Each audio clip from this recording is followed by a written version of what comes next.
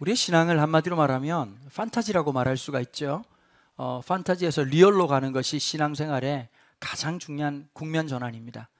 근데 우리는 늘 이렇게 생각합니다. 엘리야처럼 엘리에사처럼 하늘에서 불이 떨어지든지 문제가 기도 한 번으로 모든 것이 바뀌어지기를 원하죠.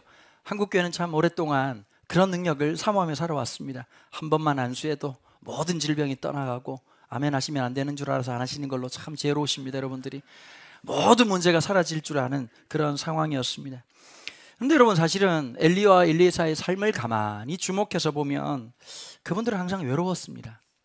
두 번째는 늘상 위험에 내몰렸습니다. 뿐만 아니라 박수갈채 받는 것보다는 비방과 손가락질에 고통스러워했던 삶이었습니다. 믿음의 삶은 어쩌면 칭찬받고 박수받는 길보다는 때로는 외롭고 때로는 고통스럽고 때로는 비난받는 길이라는 것입니다. 특별히 열왕기하 6장 8절부터의 내용을 살펴보면 눈에 띄는 것이 하나 있는데 장면 전환이 일어납니다. 여러분, 열왕기 왕들의 역사, 왕조실록이지 않습니까? 그럼 주체가 어떻게 될까요? 주어가 아니면 주인공은 누구일까요? 왕이어야 될 겁니다. 근데 오늘 본문에 보면요, 6장부터 살펴보시면 의도적으로 이 열왕기 기자는 이스라엘 왕의 이름이나 아람 왕의 이름을 기록하지 않습니다. 마치 이렇게 말하는 것 같죠. 의도적으로 누가 왕인지 따위는 중요하지 않아. 어떤 사람이 세상을 주도하고 있는지는 중요하지 않아. 그 삶에 누가 1등이 되고 누가 리더가 되는지는 그닥 중요하지 않아. 여러분, 우리 교회도 이제 점점 시간이 지나면 제도권 교회로 될 수밖에 없을 건데요, 재직도 세워야 될 거고 이제 당회도 구성되지 않겠습니까? 여러분, 그러면서 우리 실력이 한 번 더 드러날 겁니다. 그것 때문에 또 그 시험에 들었다, 교회를 떠나겠다, 이럴 수도 있겠지만 그 참 못난 거 아니겠습니까? 이건 직분을 얻는다라고 하는 것은요, 단순히 이렇게 진급했다는 개념이 아니라, 우리겐 좀 그러면 좋겠어요. 장로님 됐다 그러면 사람들이 전부 다 입틀 막으면서 어쩝니까? 아이고, 진짜 이거 어떡합니까? 어찌합니까? 어떻게 할까요? 이 노래가 나오는 교회가 되면 그 진짜 바른 교회입니다. 우리나라에 특별히 개혁주의에서 되게 전통을 따르는 곳이 그 네덜란드에 있는 개혁주의입니다. 개혁파 교회입니다. 네덜란드 개혁파 교회 장로님들은요, 일단 장로가 되는 순간 직업을 내려놔야 됩니다. 두 번째는 신방의 모든 일들은 장로님들이 감당을 합니다. 그래서 2년 이상 하실 수가 없습니다. 장로가 된다 그러면 온 교회가 입틀막하면서 어찌합니까? 어떻게 할까요? 2년만 끝나기를 학수고대한다 그러지요. 근데 이제 우리나라에서 보니까 장로님 되시면 어떻게 하느냐? 그게 참 모든 게 결정권이 본인한테 있다고 생각하시거나, 아니면 제일 마음 아픈 분들이요, 예배는 참석 안 하시고 당회만 참석하신 장로님들이 더러더러 계셔가지고 늘 반대표 던지는 것을 본인의 사명이라고 생각합니다. 참 이게 아픈 일이지요. 사람들은 보니까 늘 담임 목사님 내지는 장로님 아니면 앞장서고 있는 리더들이 그 교회를 이끌 거다, 주도 세력이 누구냐라고 한다면 열왕기하가 우리에게 전해주는 도전의 메시지는 그따위가 뭐가 중요하냐, 그거 하나도 중요한 거 아니다. 특별히 열왕기서의 이 첫 번째 독자들이었던 바벨론 포로로 잡혀갔던 그 세대와 자녀 세대들에게 해주는 가장 중요한 말씀, 한마디로 말하면 이 영화 대사의 곡성에 나왔던 멋이 중한디, 뭐가 중요하냐, 그걸 오히려 얘기하는 것입니다. 아람 왕이 이스라엘을 침공하려고 했습니다. 전략과 전술이 좀 필요하지 않습니까? 어떻게 할 거냐. 근데 이 아람 왕이 뭘 했냐, 이스라엘 왕만 잡으면 모든 게임이 끝날 거라고 생각한 거죠. 왜냐면 왕이 별로 인기가 없었거든요. 그럼 보는 앞에서 처단하자 그러면 모든 이스라엘이 아람에게로 다 이제 무릎 꿇게 될 거라는 생각을 가집니다. 그리고 비밀 작전을 이제 실행하는 겁니다. 보통 어떻게 하는지 이제 여기서부터 이제 첩보 작전이 시작되는 거죠. 이스라엘 왕이 가는 동선, 자주 왔다 갔다 하는 곳, 그 다음에 행렬의 형태들, 모든 것들을 준비하고 대비를 해가지고 작전을 딱 세우는, 이 지역에 몇 날 몇 시에 공격을 감행하겠다고 이제 딱 디데이를 정하고 시작한 겁니다. 그런데 그럴 때마다 엘리사에게 하나님께서 미리 그 모든 것들을 알게 하셔가지고 엘리사와 이스라엘 왕이 그렇게 친하진 않았는데요, 이스라엘 왕에게 뭐라고 말하냐, 그 지역은 지나지 마십시오. 그러니까 이제 이 양반도 주로 이제 어떤 얘기 많이 듣냐면, 보통 이제 그 안 믿는 사람들도, 믿는 분들도 그런 분이 계시잖아요. 보면 막 이렇게 재수대기 하시거나 아니면 이렇게 전 보시는 분들이 있거든요. 옛날에 그 스포츠 신문 같은 데 보면 쥐띠, 용띠 이런 거 보면서 하시는 분들, 지금 웃는 분들은 경험 다 있는 분들이신데, 이제 그런 거 하시면서 하지 말라 그러면 그게 신경이 쓰이는 거예요. 엘리사가 그 길로 가지 마십시오 피했더니 어떤 일이 벌어졌을까요? 아람 왕은 번번이 그 작전을 몇 번 실패하는 겁니다. 그러니까 너무 속이 상하고 힘들어가지고 이 아람 왕이 완전히 쉽게 말하면 뚜껑이 열린 거죠. 그걸 한번 보실까요? 6장 11절부터 14절입니다. 열왕기하 6장 11절부터 14절 함께 읽으시죠. 이러므로 아람 왕의 마음이 불편하여 그 신복들을 불러 이르되 우리 중에 누가 이스라엘 왕과 내통하는 것을 내게 알리지 아니하니 그 신복 중에 한 사람이 이르되 우리 주 왕이 아니로소이다. 오직 이스라엘 선지자 엘리야 왕의 침실에서 하신 말씀을 이스라엘의 왕에게 고하나이다 하는지라. 왕이 이르되 너희는 가서 엘리사가 어디 있나 보라. 내가 그 사람을 보내어 그를 잡으리라. 왕에게 아뢰어 이르되 보라 그가 도단에 있도다 하나이다. 왕이 이에 말과 병거와 많은 군사를 보내매 그들이 밤에 가서 그 성읍을 에워쌌더라. 자, 그 모임 포인트가 누구한테 있다는 걸 알았다는 거죠. 엘리사에게 있었다는 것을 알게 됐습니다. 그리고 첩보를 통해서 도단이라고 하는 지역에 있다는 것을 알게 되자 이 아람 왕은 공격을 명령하면서 말과 병과 많은 군사를 이 정도면 엘리사는 충분히 잡을 수 있을 거다. 아니 왕도 아니고 군대가 있는 사람도 아니니까 이 정도면 충분할 거라고. 심지어 어느 정도냐, 도단이라는 성읍을 에워쌀 만큼 마치 큰 전쟁이 일어나는 것처럼 준비를 해서 보냈다는 것입니다. 여기서 드는 궁금증 한 가지, 아무도 묻지 않았던 질문 하나. 아니 그 전에 모든 걸 알았던 엘리사는 자기 집을 진칠 거라는 걸 알았을까 몰랐을까라는 궁금증이 좀 있지 않습니까? 정답은 천국 가서 물어보시면 됩니다. 정확하진 않습니다. 여러분, 우리가 인생길이라고 하는 건 아느냐 모르냐의 싸움이라고 생각하죠. 정보의 싸움이다. 내가 뭘 아느냐만큼 난 무언가를 할 수 있다. 세상의 논리고요. 하나님의 논리는 어떠냐면 알아도 가야 되고 몰라도 가야 되는 겁니다. 사도 바울이 예루살렘에 올라가는 길에 고난이 있다는 것을 몰라서 올라간 건 아닙니다. 참 이 사명의 길이라고 하는 게, 믿음의 길이라고 하는 것, 여러분 그게 목사만 선교사만 있는 게 아니라 여러분들 인생길이 그렇잖아요. 그러니까 꼭 엄마들이 딸들 결혼할 때 뭐라고 말합니까? 한 번 더 생각해봐라. 그때는 안 보이는데 부모한테는 보이는 불안감이 있거든. 완벽한 사람은 없잖아요. 성격도 좋고 다 좋은데 돈벌이가 좀 시원찮으면 저 오래 못 가는데 뭐 이런 마음 들기도 하고, 다 좋은데 시어머니 눈꼬리가 예사롭지가 않아 뭐 이런 거 등등 시작해가지고 관상도 보시고 뭐 별의별 걸 보면서 불안한 것들이 다 있을 수밖에 없지요. 자, 뭘 말해주고 싶은 걸까요? 부모님은 결혼하지 말라는 얘기가 아니라 알고는 가라. 네가 생각하는 것처럼 꽃길은 아닐 거다. 제가 집회를 갔는데 어떤 자매님이 차를 태워주는 거예요. 결혼한 지 2년 됐다고 그러더라고요. 제가 아이고 좋을 때네요 그랬더니 한마디 하더라고요. 목사님 너무 좋아요 라고 말하지 않고, 목사님 결혼 생활은 리얼인 것 같아요 라는 말에 모든 것이 함축되어 있더라고요. 때로는 안 맞기도 하고. 그랬더니 물어보니까 뭐 남편이 어떻습니까? 자기한테 다 맞춰준대요. 다 맞춰주는데도 리얼이라고 말하는 이 여자는 도대체 정신 상태가 뭔지 모르겠습니다. 그래도 남편이 다 이해해주고 참 공감해줘서 너무 고맙다고. 근데 이 자매가 잘하는 게 하나 있더라고요. 남자들은 칭찬을 되게 좋아하잖아요. 이렇게 얘기했대요. 여보, 오빠 나 친구들 모임 가가지고 당신 자랑을 이렇게 했어. 그러면 이제 보통 이제 경상도 남자들은 쓸데없는 소리 하고 있네 이렇게 얘기하는데, 전라도 남자라 그런지 이렇게 했다는 거예요. 너무 좋아하더라. 약을 계속 처먹이는 거죠. 이렇게 해가지고. 그래서 계속 잘 할 수 있도록 이렇게 하는 겁니다. 그래도 힘든 게 있어요. 그래도 즐거운 게 있다니까. 그래도 힘든 게 있고 어렵고 고통스러운 게 누구에게나 있습니다. 알면서도 모르면서도 가는 게 인생길 아니겠습니까? 안다고 피해지던가요? 모르면 모르는 대로 가는 거고, 알면 아는 대로 쳐맞는 거고, 뒤통수 맞는 거고, 힘들지만 어렵지만 가는 길 아니겠습니까? 엘리사가 지금 아람 왕이 보낸 군대가 자기 집을 진칠 것을 알았는지 몰랐는지는 중요하지 않습니다. 우리가 볼 때 보통 예지 능력이라고 얘기할 때는 어떤 걸까요? 딱 보면 아는 거. 그런데 지금 여기에서 중요한 예지라고 하는 것은 중요한 것이 하나 있죠. 알면서도 가야 될 길이 있고 모르면서도 가야 될 길이 있는데, 여기서 아느냐 모르냐는 중요하지 않고 진을 치고 기다리고 있는 이 군사들이었습니다. 자, 근데 사환이 아침에 일찍 일어나서 뭐 밥을 하려고 그랬는지 아니면 커피 한 잔 내리려고 했는지 모르겠지만 나갔다가 기절 촛봉을 한 거죠. 왜 그럴까요? 온 성내를, 이 도단 성읍을 이 아람 군대가 다 진치고 있다는 사실을, 그리고 누가 봐도 누구를 이 도단에는 잡을 만한 사람이 엘리사밖에 없다는 사실을 사환도 알고 있으니까 너무 놀란 나머지 뭐라고 말합니까? 큰일 났습니다. 지금 이거 어떻게 하면 좋겠습니까? 라고 소리를 지릅니다. 그것에 대한 이 엘리사의 고백을 한번 들어보십시다. 16절 17절입니다 열왕기하 6장 16절 17절. 대답하되 두려워하지 말라.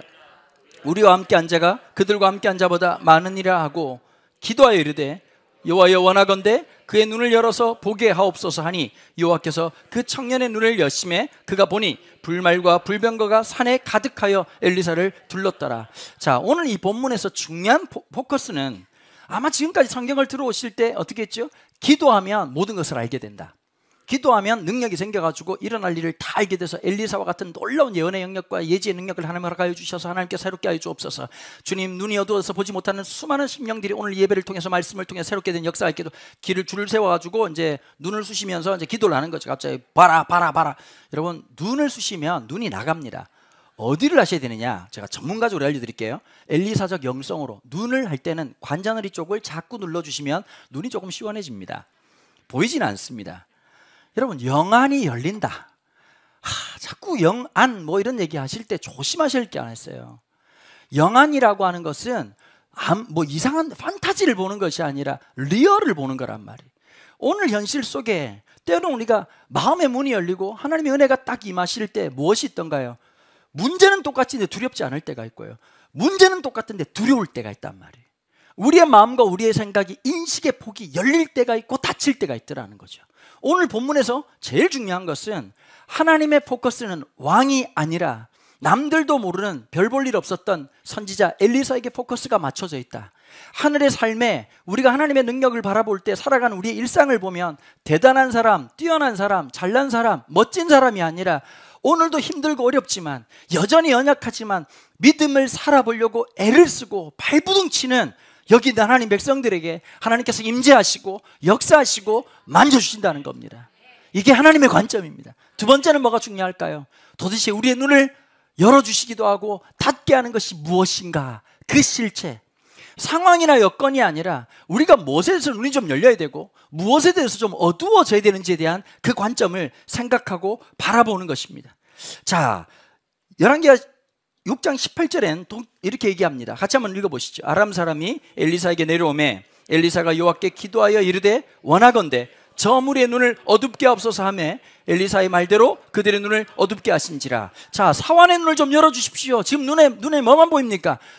도단 성읍을 두르고 있는 아람 군대만 보이고 있는 이 사환, 두려워하고 염려하는 사람에게 하나님께서 은혜를 베풀어 주셔서 하나님이 우리와 함께하는 것을 보게 해주십시오 했더니 불말과 불병거가 산에 가득한 것을 도무지 아람 군대고 어떤 군대도 감당할 수 없는 하나님의 보호하심이 앞뒤로 함께하고 있다는 것을 보게 해주셨단 말이에요. 동시에 아람 군대에게 하나님께서 기도했더니 어떻게 하셨다고요? 보이지 않게 하셨단 말이에요. 너무 인생의 목표가 분명했어. 인생의 삶의 목적이 마치 손에 닿을 것처럼 다 같이 다 여기까지 온 겁니다. 근데 하나님께 기도했더니 갑자기 삶의 목적이 사라지고 삶의 방향이 사라져버리고 뭘 어떻게 될지 모르는 분들이 계십니다. 여러분, 믿음의 시그널, 믿음의 시작은 언제냐? 갑자기 앞에 있던 목표물이 내 삶의 방향을 상실할 때입니다. 고난과 역경과 어려움과 좌절과 상실감이 아니면 복음 앞에 절대 나올 수 없습니다. 많은 분들이 그런 얘기 하시죠. 사업이 지금 어렵습니다. 사업은 망할 수 있습니다. 물론 제가 기도할 때는 성도들을 위해서 하나님 사업이 망해서 믿음이 좋아지게 해주십시오 이렇게 기도하기는 참 거시기 하죠. 물론 우리는 안 되는 걸 자꾸 사업도 잘 되고 믿음도 겁나 좋게 하옵소서. 쉽지 않은 거죠. 근데 그런 기도를 합니다만은 때로는 하나님께서 어떻게 하시죠? 사업이 어려움을 당하기도 하십니다. 자녀들이 좀 어려움을 당하기도 합니다. 건강에 문제가 생기기도 합니다. 사업이 어려워지기도 합니다. 믿던 놈한테 뒤통수를 맞기도 합니다. 수많은 일들이 벌어집니다. 자, 우리의 눈에 닫히면 그것만 보입니다. 그러니까 속상하고 억울하고 미쳐버릴 것 같고 너무너무 내 편 아닌 사람들 다 남편처럼 느껴지고 왜 내 아픔은 모르고 내 상실감은 모르고 내 열받는 걸 모르고 헛소리하면서 거기다 대고 자꾸 믿음 좋다는 놈들이 주님이 함께 하십니다. 주님이 함께 하십니다. 그럼 어떤 마음이 드세요? 눈을 뽑아버리고 싶은 마음이 들지 않겠습니까? 아무리 믿음 좋은 사람이라도 내가 아파 보십시오. 내가 고통스러운데 왜 내 아픔은 생각하지 않나? 섭섭하고 힘듭니다. 하나님의 눈이 열려져야 하나님이 우리와 함께하고 있다는 것. 어디에요? 이 고통 속에. 하나님의 역사는 항상 우리의 예상과 예측과 벗어난다는 사실 아십니까? 아브라함과 이삭과 야곱에게 약속하셨던 하늘의 별처럼 땅의 모래처럼 일하는 역사를 하나님은 애굽 땅 한복판에서 하나님께서 신실하게 시행하십니다. 하나님의 그 하나님 되심을 어디에 증명하시던가요? 사막과 광야에서 하나님의 신실하심을 드러냈습니다. 아멘은 쉽지요. 장소가 마음에 드세요? 하나님이 멋있는 일 하려면 wonderful place, beautiful place에서 하셔야지. 그걸 왜 사막에서 광야에서 이 어려움 속에서, 아니 그때 역사하시면 좋을 텐데 왜 여기서 일하시는지, 아니 그 상황에서 하나님이 이끄시면 딱 좋을 것 같은데 왜 하나님 그렇게 하시는지 저한테 물어보면 제가 압니까? 여러분, 저도 좀 알았으면 좋겠어요. 천국 가면 물어보고 싶은 게 많아요. 왜 그렇게 하시는지. 우리는 I don't know, 몰라요. 하나님에 대해서 전부 다 알 수 없어요. 그러나 하나님을 신뢰할 수는 있어요. 하나님 선하신 분이에요. 우리가 어릴 때 좀 이제 사춘기 딱 시작되면 엄마가 뭐 먹으라고 주잖아요. 그러면 안 먹어요. 뭐야 그거 뭐야? 그럼 우리 어머니 늘 하시는 말씀이, 야 이 새끼야, 엄마가 독 주겠니? 엄마가 안 좋은 거 주겠니? 안 좋은 건 네 애비 준다고. 좋은 건 나 주고 안 좋은 건 아버지 주고. 물론 우리 어머니 그러진 않으셨어요. 우리 아버지 막 젊을 때도 막 어머니가 엄청 잘해주셨거든요. 인삼 갈고 막 인삼에다 우유 넣어가지고. 그냥 보니까 우리 아버지 어머니는 아버지 입장에서 너무 잘 만난 거예요. 왜냐하면 어머니 사랑도 아버지 사랑도 잘 못 받았는데 어머니가 보니까 좀 불쌍한 걸 이렇게 못 보시는 거예요. 불쌍해서 결혼했다 그랬잖아요. 그냥 막 그렇게 갈아먹여가지고 그렇게 튼튼한 양반을 더 인삼 그 힘으로 나를 때렸으니 제가 나를 살아남았겠습니까? 인삼 먹은 그 힘으로 때를 따라 늘 좋은 거 먹이시고 이렇게 해가지고 하여튼 뭐 그랬는데요. 저한테도 가끔씩 뭐 좋은 거 주면 제가 그냥 좀 엄마 고마워요 이렇게 먹으면 될 텐데 이게 뭐야? 그러니까 엄마가 늘 하시는 말씀이, 야 엄마가 독 갖다 주겠냐? 못 먹는 거 주겠냐? 자식한테? 하나님도 똑같은 거죠. 지금 상황이 우리가 볼 때는 독처럼 느껴지고 우리가 볼 때는 이거 진짜 왜 이러시나 하나님 도대체 라고 생각하지만 하나님은 선하신 분이에요. 하나님은 인자하신 분이세요. 하나님은 성실하신 분이에요. 하나님은 우리에게 선하시고 우리와 함께 하셔서 그 모든 길을 걷게 하신단 말이죠.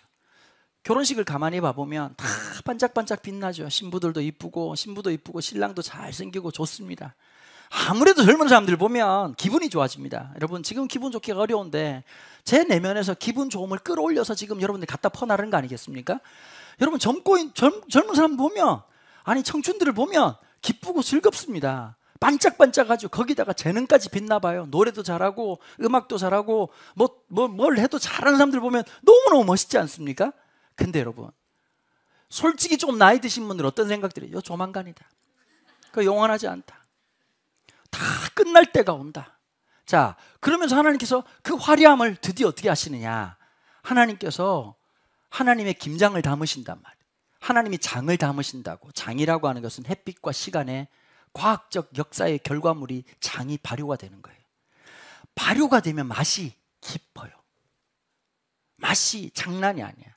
이번 주에 이제 제가 지난주 2부 때 어느 순대국밥집 얘기했지 않습니까? 얘기했더니 우리 목사님들이 한번 가보고 싶다 그래가지고 지난주 금요일, 제가 어떤 목사입니까? 또 좋은 거 혼자 먹을 수 없어가지고 우리 목사님들이 끌고 여의도까지 갔습니다. 가지고 장로님한테 전화를 했더니 장로님이 오시라고. 아이고 줄 많이 섰는데 괜찮겠습니까? 오시라고. 그 우리만 자리를 딱 비워준 거예요. 장로님이 원래 그 성시경 앉았던 자리에 이렇게 앉아주려고 자리를 했는데 또 그 자리에 다른 사람이 앉으려고 그래가지고 그 자리를 못하고 딴 자리에 했다고 미안하다 그러는 거예요. 잘 먹었어요. 너무너무 잘 먹더라고. 그냥 물론 이제 표현 못하는 김지영 목사까지도 이렇게 잘 먹더라고.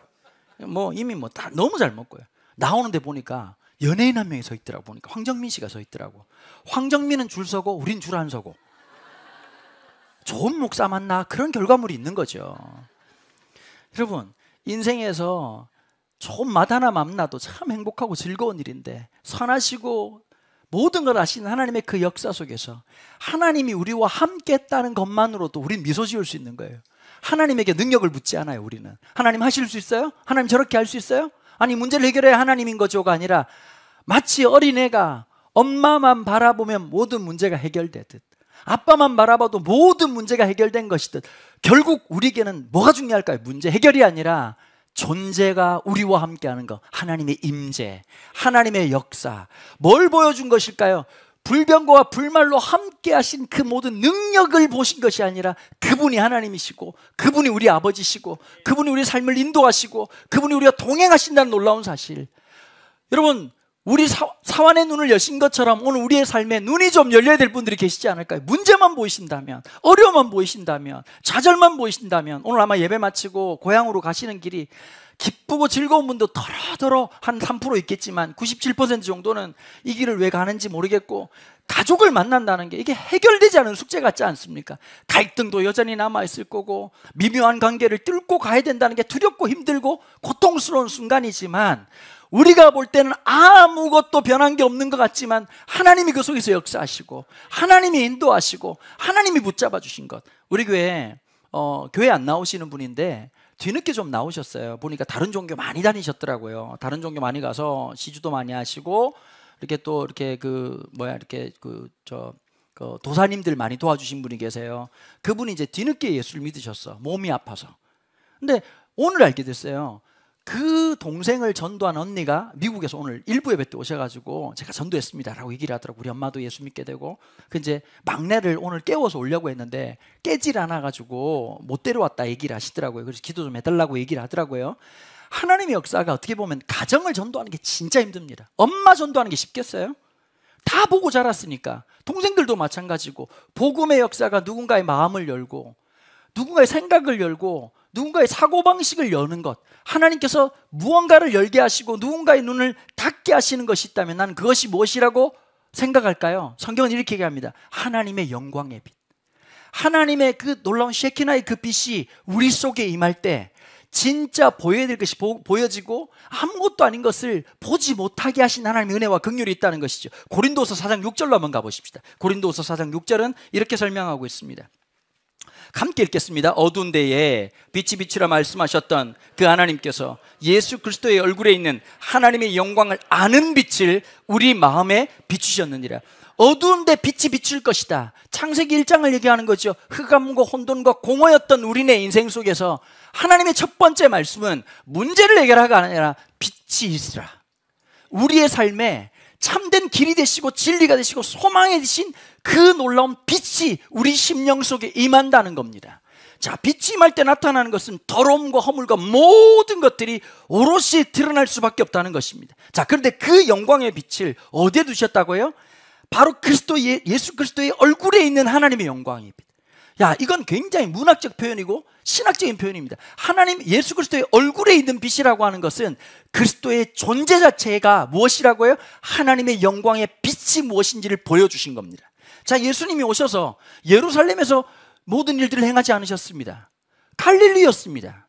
나사렛 출신이었습니다. 낮고 험하고 부족하고 연약한 인생으로 찾아가셨습니다. 어쩌면 엘리야는 아합이라는 왕과의 맞짱을 뜨고 이세벨과의 맞짱을 떴던 삶이었다면 엘리사는 어땠느냐? 왕들도 잘난 사람들도 아무 관심 없었던 가난하고 힘들고 연약한 사람들을 찾아가서 살게 하고 먹이게 하고 돌보게 하신 하나님의 빛이 무엇인지를 엘리사의 삶 자체가 보여주는 것이죠. 엘리야의 삶도 마찬가지입니다. 하나님의 권력은 왕에게 있는 것이 아니라 하나님께 있음을, 하나님의 말씀을 순종하고 하나님의 말씀을 살아가는 사람들에게 하나님의 능력의 빛이 임하시는 것을 엘리야에게 보여주셨다면, 엘리사의 삶은 동일하게 또한 어떻게 해요? 하나님 역사는 우리의 그 힘들고 어렵고 고통스러운 삶을 기억하시고 돌보시고 먹이시고 채우시는 것. 그러니까 우리가 함께 교회된 우리가 해야 될 일이 뭘까요? 그 일을 해야 되는 겁니다. 항상 삶에서 더 높이가 아니라 더 연약한 사람을 볼 수 있는 눈, 더 많이가 much more이 아니라 하나님 앞에서 우리의 삶이 어디로 가서 함께 나누고, 아무것도 아니지만 늘 우리가 쓰는 게 부족해요. 써도 인간의 욕심이라는 게 채울 수가 없단 말이에요. 차 2대 있는 사람은 행복할까요? 3대가 없어서 억울해서 뒤질 것 같답니다. 여러분, 차가 4대 있는 사람 좋아할까요? 뚜껑이 없는 놈이 없어서 너무 쓸쓸하답니다. 여러분, 뚜껑 없으면 창문 열고 머리 내밀고 다니면 되지 않습니까? 그 게을러서 못하는 놈들이 있다고요. 집이 넓으면 만족할 것 같습니까? 더 넓지 않아서 힘들답니다. 집에 풀장이 없어서 힘들답니다. 예전에 제가 들었던 얘기인데요, 아랍 왕자가 비행기가 7대 있는데 불만이 하나랍니다. 뭐냐? 문고리를 다 순금으로 만들었대요. 순금으로. 비행기 안에 있는 화장실 문고리를요, 순금으로 만들었대요. 여러분, 참 금으로 쳐맞아야 될 놈이죠. 근데 그 사람 불만이 딱 하나래요. 왜 현대기술이 이렇게 발달했는데 비행기 안에 풀장을 못 만드냐? 제가 실제로 그래서 읽었던 내용이에요. 여러분, 인생은 절대 세상을 갖다 줘도 만족이 없는 거랍니다. 믿음은 뭐냐? 자족할 줄 아는 거고, 아, 이 정도면 됐어. 하나님의 은혜야. 그러고 난 다음에 뭐가 보이는 거라고요? 더 연약한 사람이 보여서 함께 사실은 보면요, 돈이 부자가 아니라 삶이 부자인 사람이 진짜 부자인 거예요. 연약한 사람을 돌아볼 줄 알고, 요쪽만 아멘을 하고 사이드 쪽에는 전혀 아멘할 의지가 없는 것 같은데, 여러분 보고 있습니다. 보고 있고 기억합니다. 제가 잘 되나 나. 하여튼 여러분, 이게 믿음이에요. 그게 하나님께서 원하시는 삶을 살아가는 궤적 아니겠습니까? 하나님의 영광의 빛은 당신은 가지고 있습니까? 남들 팔목이 없는 게 내게 없다고 힘든 게 아니라 하나님의 사람들이 가졌던, 고난과 역경 속에 살아갔던 그 사람들이 가졌던 하나님의 영광의 빛이 우리 안에 있냐? 오늘 내 삶의 질고와 어려움을 그 말씀의 빛은 뭐라고 조명하고 있고, 뭐라고 말씀하고 있고, 뭐라고 설명하고 있느냐? 그 은혜가 필요한 것입니다. 여러분, 예수 믿는다고 어려움이 없습니까? 예수 믿는다고 고통이 없습니까? 사도 바울은 연이어서 이렇게 얘기합니다. 고린도서 4장 7절부터 10절까지의 말씀입니다. 우리가 이 보배를 같이 읽으시죠. 질그릇에 가졌으니 이는 심히 큰 능력은 하나님께 있고 우리에게 있지 아니함을 알게 하려 함이라. 우리가 사방으로 오게 쌈을 당하여도 쌓이지 아니하며 답답한 일을 당하여도 낙심하지 아니하며 박해를 받아도 버림받지 아니하며 걸꾸러뜨림을 당하여도 망하지 아니하고 우리가 항상 예수의 죽음을 몸에 짊어짐은 예수의 생명이 또한 우리 몸에 나타나게 하려 함이라. 사도 바울은 우리에게 사방에 오게 쌈을 당하는 일이 없다고 약속한 적이 한 번도 없습니다. 답답한 일을 당하는 일이 없다라고 말하지 않습니다. 여러분, 한국 기독교가 지금까지 믿음으로 살면, 하나님의 성령으로 충만하면 사방으로 오게 쌈을 당하는 일이 없다고 얘기하고 답답한 일이 없다고 말했다면, 적어도 고린도서 4장에서 이 사도 바울이 말하고 있는 이 말씀을 직면해야 됩니다. 박해를 받고 거꾸로 땜을 당할 수 있다. 그러나 중요한 것이 있다. 망하지 아니한다. 그 일 때문에 망하지 아니한다.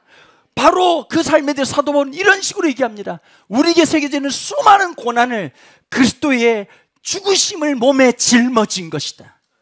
바로 그 짊어진 그 형태에 뭐가 임하신다고요? 죽음 다음에 나타난 하나님의 역사, 부활의 놀라운 영광이 우리의 증표가 되는 것이고, 그리스도인들에게 고난이라고 하는 것은 사방에 우겨쌈을 당하고 답답한 일을 당하고 거꾸로 틀림을 당하고 박해를 당하나 망하지 않는 이유가 있다면, 우리의 삶에 그 그리스도의 죽으심의 흔적이 남아있다면 그 흔적 가운데 부활의 영광이 임하기 때문일 것이다. 고린도서에서 마지막에 보면 사망하고 맞짱 뜨는 사도 바울을 보잖아요. 사망아, 너의 쏘는 것이 무엇이냐? 사망아, 네가 하는 게 뭐? 이거 경상도 말로 해. 이게 맛이 나. 네 하는 게 뭐고? 네가 해봐야 그밖에 다 하겠나? 여러분, 이거 아니겠습니까? 우리 가운데 그 사망을 이겨내시는 그리스도의 부활이 우리 안에 있다. 고난이 있을 수 있다. 역경이 있을 수 있다. 여러분, 없다고 말하는 놈들 다 사기꾼입니다. 여러분, 없기는 뭐가 없습니까? 아프기도 하고 고통스럽지요. 누구에게나 이 여러분들이 다 찾아옵니다. 그러나 그 속에 뭐가 있을 때요? 하나님의 영광의 빛을 가질 때 우리는 압니다. 망하지 않는다는 걸, 무너지지 않는다는 걸, 끝나지 않는다는 걸 압니다. 이 빛의 은혜가 여러분들에게 있기를 축복합니다. 자, 이 빛이 누군가에게는 눈을 열어주셨고 누군가는 어둡게 하셔서 어디로 인도하셨는지 다시 한번 더 말씀을 보실까요? 아람 군대를 엘리사가 이렇게 인도하고 있습니다. 6장 20절입니다. 사마리아에 들어갈 때에 엘리사가 이르되 여호와여, 이 무리의 눈을 열어서 보게 하옵소서 하니 여호와께서 그들의 눈을 여심해 그들이 보니 자기들이 사마리아 가운데 있더라. 자, 포위하러 갔다가 포위를 당한 겁니다. 내 계획에서 모든 것이 빗나가가지고 내 생각이 다 붕괴되는 그때, 여러분, 혹시 여러분들의 계획이 무너졌다면 이제 하나님이 일하실 때라는 사인입니다. 하나님이 역사하실 때의 사인입니다. 하나님 역사해 주십시오가 아니라 난 이제 모르겠다. 그럴 때 하나님이 다 했냐? 이제 내가 좀 해도 될까? 라고 말씀하시는 순간이라는 거죠. 자, 6장 21절, 이 상황을 해석하는 것이 좀 다릅니다. 이스라엘 왕은 이렇게 얘기합니다. 이스라엘 왕이 그들을 보고 엘리사에게 이르되 내 아버지여, 내가 치리까 하니. 자, 히브리어 문법을 좀 공부할 때요, 특징이 하나 있습니다. 거의 예외적으로 같은 문장이 똑같이 나오는 경우가 거의 없습니다. 같은 단어가 동시에 나오는 경우도 거의 없습니다. 두 가지 경우입니다. 첫 번째는 강조할 때입니다. 두 번째는 자기의 심리적 상태를 드러낼 때입니다. 자, 내가 치리까? 마치 이 장면을 보면 이 사무엘상 24장 26장이 떠올라야 되거든요. 무슨 내용이냐? 다윗이 사울을 죽일 수 있는 절호의 기회가 2번 있었어요. 아비새가 옆에서 뭐라고 말하지요? 이것은 하나님의 주신 기회입니다. 나중에 누구도 이와 똑같은 얘기를 한지 아세요? 사울이 그 얘기를 해요. 살려줬다는 사실을 알고 여호와께서 네가 나를 죽일 수 있는 기회를 줬는데 주지 않았다는 거예요. 자, 사람은 자기가 원하는 대로 하나님을 해석합니다. 똑같은 사건인데 이건 하나님 주신 기회니까 죽이자고 말한 사람이 있었고요. 반면에 다윗은 여호와의 기름 부신 자를 손대는 것은 하나님 기뻐하지 않으신다는 고백을 했습니다. 어떤 고백이겠죠? 후자였습니다. 내 기회를 채우고 내 욕망을 채우고 내 생각을 채울 수 있는 기회가 아니라 하나님의 영광이 드러나는 기회로 사십시오. 그게 믿음입니다. 내 영광을 채우려고 하는 그 욕망으로 기회를 해석하지 마십시오. 나에게 주어진 기회를, 나에게 주어진 그 시간을 하나님의 영광을 드러내는 데 사용하셔야 합니다. 그게 때로는 내가 모냥 빠지는 일일 수 있고 내가 속상한 일일 수 있겠지만 그 자리에서 하나님은 하나님의 하나님 되심을 우리의 고백을 통해서 받으시길 원하는 겁니다. 참 하나님 묘하셔요. 딴 데서 받으시면 될 텐데 왜 찐따 같은 우리 인생에서 그 영광을 받으시고 기뻐하시는지, 왜 그걸 즐거워하는지. 솔직히 그래요. 저도 많은 분들한테 목사님 참 오늘 말씀 좋았습니다, 여러분 너무 기분 좋지요. 근데요, 아내가 그 얘기를 하면 너무너무 좋더라고요. 우리 아들이 되게 시크하게 가끔씩 그러거든요. 아빠 설교는 재밌기는 해. 물론 그 말이 좀 찝찝하죠. 재밌기는 해. 나름대로 칭찬해 준 거예요. 딸이 한 번씩 그런 얘기도 하거든. 아빠는 참 말을 재밌게, 집에서는 재미없어서 그렇지. 집에서까지 재밌으면 제가 어떻게 살겠습니까? 어디서 재미없는 데가 있으니까 재밌게 사는 거죠. 여러분, 리얼은 재밌지 않습니다. 여러분, 군생활이 막 너무 즐거워서 진짜 오늘도 대가리 받고 싶네, 그런 놈이 누가 있습니까? 군생활 원래 힘든 거예요. 맞아요, 안 맞아요? 지나고 난 다음에 재밌게 얘기하는 거죠. 여러분, 지금 가서 시댁 가서 좋을 일이 뭐가 있냐고. 그놈의 동그랑땡, 아주 그냥 그놈의 동그랑땡, 생선전, 집안 자체가 그냥 그럴 수가 있잖아요, 보면. 근데 그냥 힘들지. 갔다 와가지고 그게 그리스도인의 관점이라고. 와가지고 와 진짜 생선, 와 정말 지긋지긋하다. 그러고 막 웃으면서 한마디 또 웃기고 또 한마디 넘어가면 그게 인생 해석이잖아요. 자, 이 기회를 이스라엘 왕은 뭐라고 말하냐? 죽일 수 있는 기회라고 생각. 자, 요것만 죽이면, 원래는 계획이 어땠습니까? 이스라엘 왕을 죽이려고 하는 계획이었는데 결국 언젠간 저놈들이 나를 죽일 거라고 생각하면 죽여야 끝난다고 생각하잖아요. 그게 우리 생각이에요. 다음번 하나님은 어떤 분이신지를 이 엘리사를 통해서 드러내 줍니다. 6장 22절 23절입니다. 같이 읽으시죠. 대답하되 치지 마소서. 칼과 활로 사로잡은 자들 어찌 치리까? 떡과 물을 그들 앞에 두어 먹게 마시고 하고 그들의 주인에게로 돌려보내소서 하는지라. 왕이 위하여 음식을 많이 베풀고 그들이 먹고 마심에 놓아보내니 그들이 그들의 주인에게로 돌아가니라. 이로부터 아람 군사의 부대가 다시는 이스라엘 땅에 들어오지 못하니라. 자, 힘이 아니라 순종이었습니다. 복음의 역사는 힘의 역사가 아니라 순종의 역사였습니다. 그 모범이 예수 그리스도께서, 하나님이신 그분이 이 땅에 오셔서 하신 삶은 순종이었습니다. 사람들은 뭘 원했죠? 능력이요, 힘이요, 파워, 권세를 원했습니다. 인기를 원했습니다. 그러나 예수님이 사신 것은 없는 것이 아니었죠. 보여주셨지요. 그러나 마지막까지 뭐 하셨습니까? 순종의 길을 거신 겁니다. 오늘 우리의 삶에서 그 문제의 끝은 힘이 아니라 순종이라는 걸 꼭 알아야 됩니다. 마지막까지 순종을 살아갈 수 있냐? 그래서 하나님의 은혜의 빛이 필요한 거예요. 우리 안 돼요. 우리 안에 있는 결핍이 가만둘 것 같습니까? 우리 안에 속상함이 가만히 있을 수 있을 것 같습니까?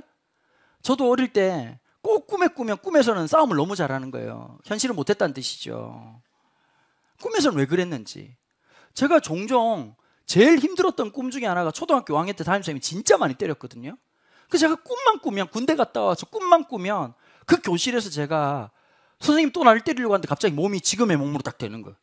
그래서 선생님 막 손을 붙잡고는 왜 날 때렸냐고 막 이 꿈을 꾸더라고요. 아, 마음속에 내가 아직 용서 못했구나. 마음속에 못 보낸 게 있었구나. 만약에 그때 내가 힘이 있었으면 내가 그렇게 당하지 않았을 텐다라는 무의식이 너무 강했던 거죠. 그때 내가 돈이 있었더라면 내가 이 무시를 당하지 않았을 때라는 생각이 강하지 않았겠어요? 내가 좀 더 날씬했더라면, 날씬한다고 되는 건 아니지만 내가 했더라면 이라고 하는 전제 조건이 너무 많지 않습니까? 내가 대단한 학교를 나왔더라면, 내가 집안이 대단했더라면, 내가 가지고 있는 것이 엄청났더라면 절대 안 그랬을 텐다라는 것이 우리 가운데 꼬리뼈처럼 달려있지 않습니까? 그걸로 그 문제가 해결되지 않는다니까요. 그러면 그 여자 갖고 있는 핸드백 들고 다니면 마음이 이렇게 시원해질 것 같으세요? 찝찝함만 남아요.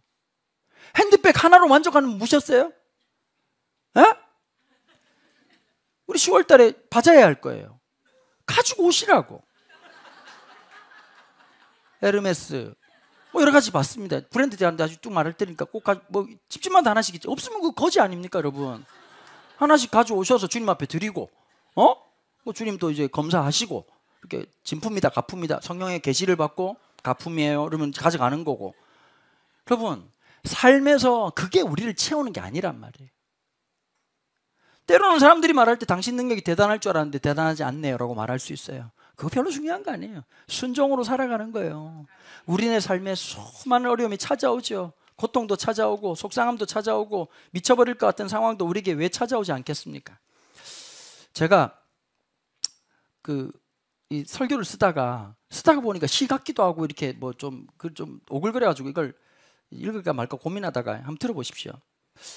제 어린 시절을 기록한 거예요. 어린 시절 엄마 아빠 손에 이끌려서 때론 잠이 든 채로 갔던 곳이 교회 지하 기도실이었다. 한겨울에도 거기에서만 나는 곰팡이 냄새가 아직도 기억이 난다. 곰팡이 냄새와 사람들의 기도 소리에 잠을 깨곤 했다. 나에게 믿음이란 냄새와 소리였다. 그 이상한 기도실은 왜 그렇게 곰팡이 냄새가 나는지 모르겠어요.